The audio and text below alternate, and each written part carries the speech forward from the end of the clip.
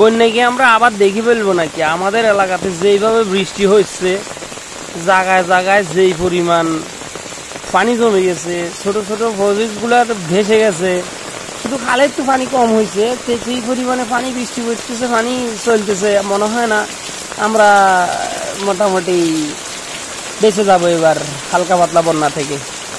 তো যাই হোক, আজকে রাত্রে গতকালকে রাত্রে যেটুকু দেখাইছে, আজকে রাত্রে যদি এই খেলা দেখায় বৃষ্টি, তাহলে মনে হয় না বন্যা থেকে বাঁচবো। বন্যা হয়ে যাবে খুঁজিটাকি।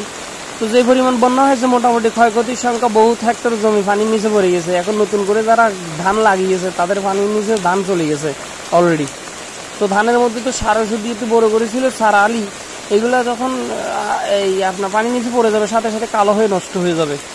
আর যারা হসকিটি করেছে তাদের তো লস আছে। এই ভাইকে তো বলে লাভ হবে না, যে আসলে আল্লাহ জানে কি হবে, আল্লাহ ভালো জানেন।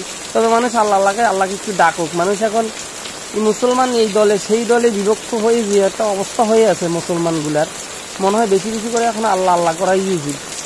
আল্লাহ যদি তাদেরকে একতর করে দেয় আর কি, একসঙ্গে এক সুরে যখন আল্লাহকে ডাক দিবে, হয়তো আল্লাহ একত্র করে দেবে। একজন ওয়াবি, একজন সুন্নি, একজন টুপিওয়ালা, একজন দাড়িওয়ালা, একজন মাটির নুরের তৈরি গল্প করছে, একজন মাটির তৈরি গল্প করছে, নবীর গল্প করছে, এই করছে সেই করছে, এমন তেমন করে মুসলমানগুলো একদম ভিন্ন ছিন্ন হয়ে গেছে। কেউ সুন্নি, কেউ কি আহলি সুন্নি, কেউ এই সুন্নি সেই সুন্নি, কত রকম কথা বলতেছে এখন। আসলে যারা সুন্নত আমল করে তারা সুন্নত করতে আছে, এরা রাসূলের আদর্শের মধ্যে আছে, ইসলাম পড়ছি, ইসলামের ভিতরে আছে। আসলে কারো এলেম কম, কারো এলেম বেশি। তো এইগুলা হয়তো কেউ টেনে নিয়ে আসবে, কেউ আমল করতে করতে মরে যাবে, কেউ আমলে অপরিপূর্ণই থেকে যাবে। তো এটা মুসলমান, তো এক নামে এটা মানতে কেউ রাজি না। কেউ বলতেছে একে বের করে দাও, ওকে সরিয়ে দাও। আসলে আল্লাহ এগুলা সহ্য করছেন না। মানুষ ধীরে ধীরে আসলে বেপথের থেকে যাচ্ছে মনে হচ্ছে আমার। তো আল্লাহ আমাদেরকে শিরিক থেকে বাঁচাক, মুসলমানের ঐক্য বজায় রাখার তৌফিক দান করুক। সবাইকে সকল মুসলমানকে একই ছায়াতলে আসার তৌফিক, এবং অন্য যারা ধর্মাবলম্বী তাদেরকে মুসলমানের জ্ঞান, ইসলাম, আল্লাহকে চেনার বোঝার তৌফিক দান করুক। ঠিক আছে।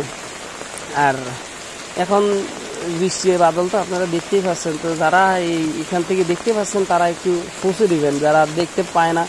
প্রবাসে অনেকে গরম সহ্য করতেছে, এক একজনে এক এক দেশে আছে, তো যাদের দেশে গরম তারা গরম সহ্য করতেছে। তো আমাদের দেশে তারা আসলে রেমিটেন্স দিচ্ছে, তাদেরকে জানাচ্ছে আসলে অসংখ্য ধন্যবাদ। তাদের জন্য রয়েছে আপ্রাণ ভালোবাসা। আসলে তাদের প্রচেষ্টায় আমাদের এই দেশটার সৌন্দর্যটা রক্ষা পাচ্ছে। একসময় হয়তো তাদেরকে বাইরে ফিটাইও নেওয়া যাচ্ছিল না, কিন্তু এখন মানুষ যে দেশের পরিবর্তন নিয়ে আসছে।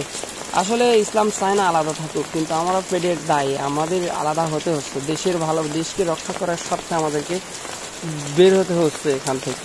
আল্লাহ আমাদেরকে সঠিক পথে থাকার তৌফিক দান করুক। আর এই আল্লাহ যে বৃষ্টি বাদল দিচ্ছে, এগুলোর মধ্যে যে গজব রয়েছে, সেগুলো আমাদের থেকে নিয়ে আমাদেরকে রহমতি বৃষ্টি দান করুক, সেটাতে না আমাদের উপকার হয়।